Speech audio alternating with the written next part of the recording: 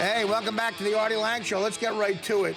We have a correspondent, frequent co-host of the show, guest of the show, great guy. Brent Stover from CBS Sports is out at the game in Atlanta. As Buschetti says, 38-37, Michigan over Louisville. Hey, Brent, you there? I am, Artie. I expected you to show up, though, because every time there's a big event, you seem to be there. So I miss you, buddy. That's right, buddy. Well, I haven't been in Atlanta in a while. I used to play a club called the Punchline in Atlanta. Good time. And, I had sex with a chick who I think was almost retarded there. She claims she had an 82 IQ, which is 2 points above, so I'm fine. But that aside... And I appreciate you bringing up that. That aside, what's the game been like? What a game, huh? I think it's the best first half of basketball I've seen all season long. And it's perfect that it's the national title game. You got two teams shooting well. You've had a game of runs. You know, Michigan gets out to that 12-point lead. Louisville closes the half on a 16-5 run. Michigan's shooting 50%. Louisville just under 50%. Both teams knocking down threes. And the best part, Artie, is that Spike Albrecht of Michigan, a guy nobody's ever heard of. He's like Ollie from Hoosiers. Right. Has got 17 points, and he's knocked down 4 of 4 on threes. Yeah, no, that's what happens, man. That's how you come back. You know, they were down a bunch, but in college hoops, those 3 points, man, you start getting hot, and the game gets great. Yeah, man, Albrecht, he's a big reason that they jumped out to that lead. And then for Louisville, the story is Luke Hancock. I mean, he scored. They wouldn't be in this game without him. He scored 20 out of nowhere against Wichita State. And now he's got 16 in the first half, and he's a big part of that 16-5 run for Louisville here to close out the first half. Hancock's 4 of 4, all from downtown, and 4 of 5 at the stripe. So you got unsung heroes, and that's what it takes. We've been talking all week about how good both benches have been. Oftentimes at this point, it's all about the star players, but for these two teams, it's been about the auxiliary guys, the guys off the bench. Some of these shots that Albrecht was hitting in the first half are from way downtown, man. He's got a hell of a three.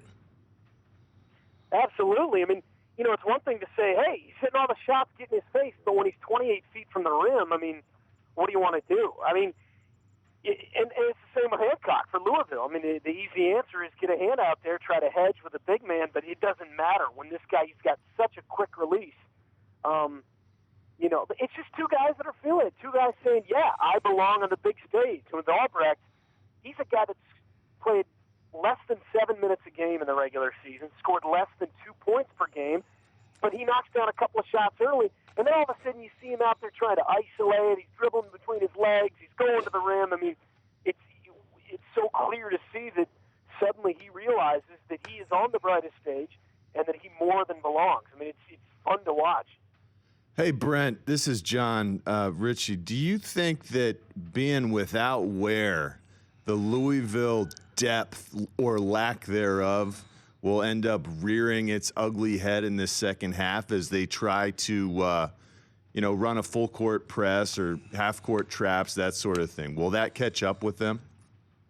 Yeah, I think, and I don't anticipate a lot of that full court because we saw it a little bit in the first half of that three-quarters court, and Michigan had zero trouble with it. I mean, right. Louisville's defense has absolutely been exposed. So, but yeah, he absolutely, because you got to get points from somewhere off the bench, and besides Hancock, there hasn't been much. I mean, Harrell's knocked down one shot, but Tim Henderson, who sort of has taken over that Ware, the Kevin Ware role, you know, he knocked down the big threes to get him to this game, but he's barely touched the ball in the first half. So that could be a factor, but I think more at the offensive end than the defensive end, because that full court stuff where you need to run a few more guys in and out, it's not working. I don't anticipate seeing a whole lot of it unless they're in a really, really bad spot late.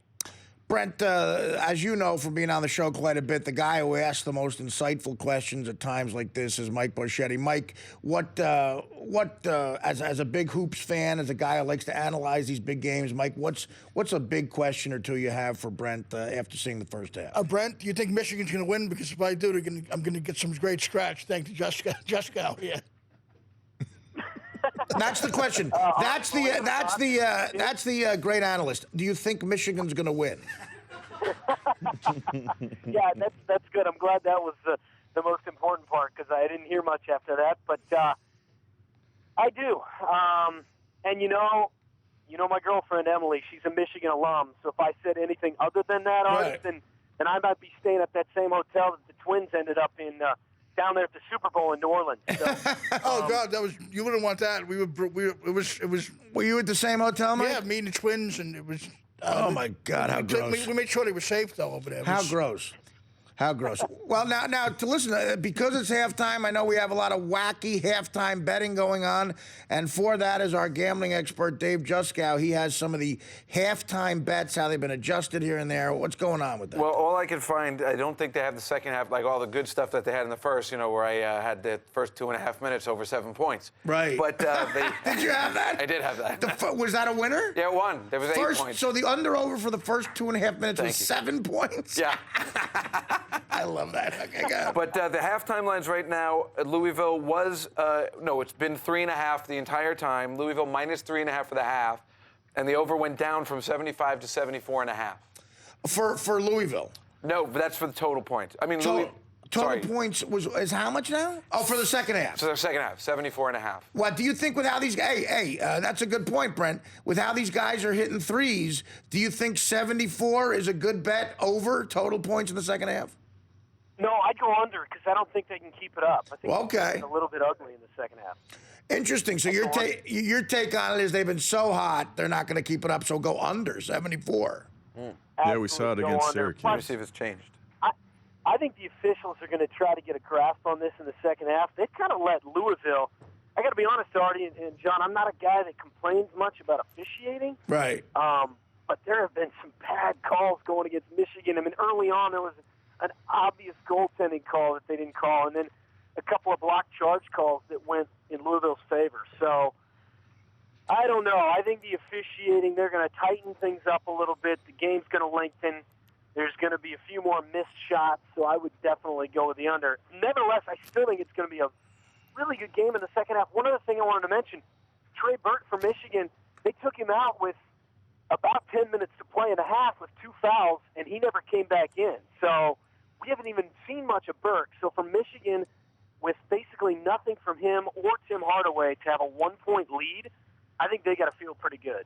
Do you think a lot of CBS executives in the room? What's the feel you get from them on the Two Broke Girls promos they've been running?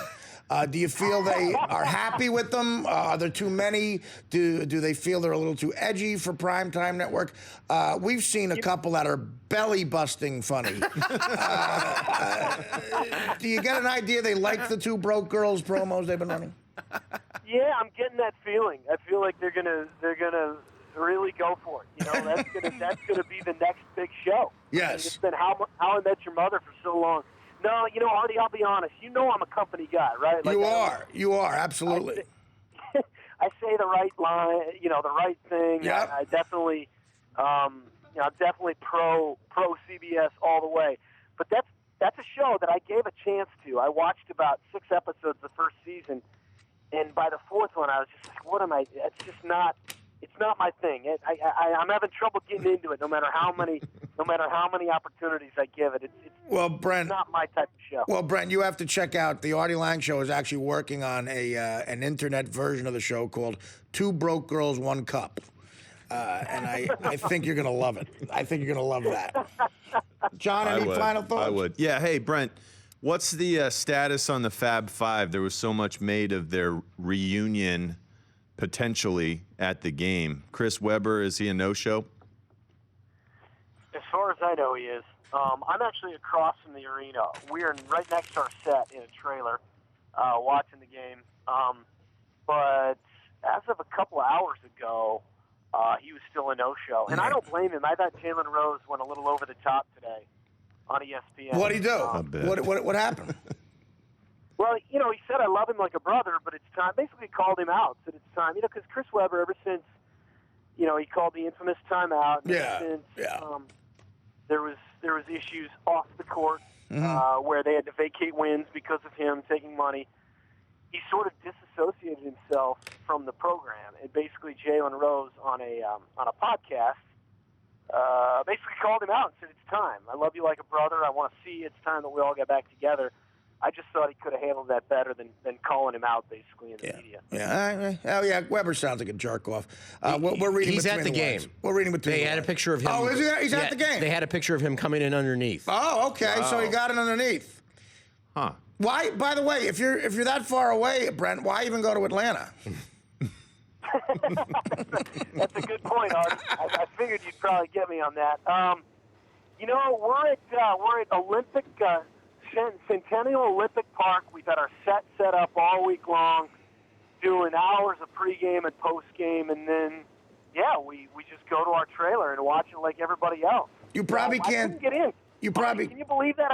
I even dropped your name and I couldn't get in. Well, you probably can't see this from where you are, but Rick Pitino was actually at the game. I don't know if you know that. Isn't that where the bomb went off? Yeah, well, calm down. Let's not get too crazy. The Olympics, of course, in '96. Yeah, it was very, very ugly. Yeah. Hey, Brent, we're going to go back to Brent throughout the night. Brent, we're going to come back to you later in the night if that's okay with you. You got it. Now, John spent a couple years in Michigan, right? So he's pulling hard for him. Yeah. I am. Brent, we're either going to go to you to a guy who's in the Holiday Inn Express here in New York, who's also watching it on TV. We're seeing the exact same thing. That guy and me, or in fact, you and I are seeing the exact same thing right now. But, I'm such an expert. You are. You got to bring me in. No, we need your analysis. So we'll talk to you later on the night. Thanks so much.